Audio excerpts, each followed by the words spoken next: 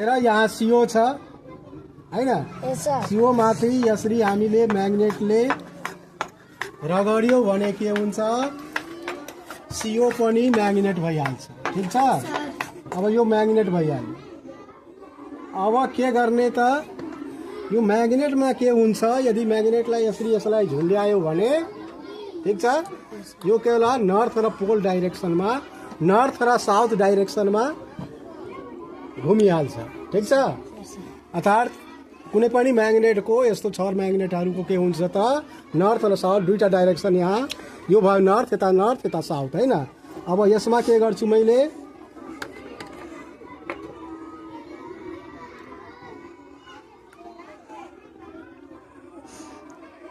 पानी हाले ठीक छ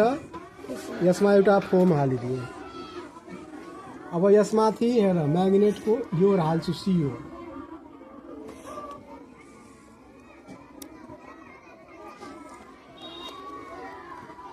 और CO हाल्दा हेर के होला यो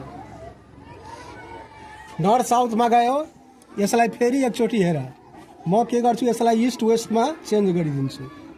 इस्ट वेस्ट यस्तो भयो अब यसलाई छोडेर हेर फेरि के भयो यो त नर्थ साउथ डाइरेक्सन देखाउँछ अर्थात् यो के हो त यहाँ अब यो कम्पासको जस्तो बिहेभ गर्न थाल्छ हैन यो के भयो अहिले के भयो त यो पनि म्याग्नेटमा चेन्ज भइहाल्यो CO पनि म्याग्नेटमा जसले हेर यसलाई यसरी हामी पुरा पश्चिममा घुमाइदिन्छौँ घुमाएर छोडिदिन्छौँ हेर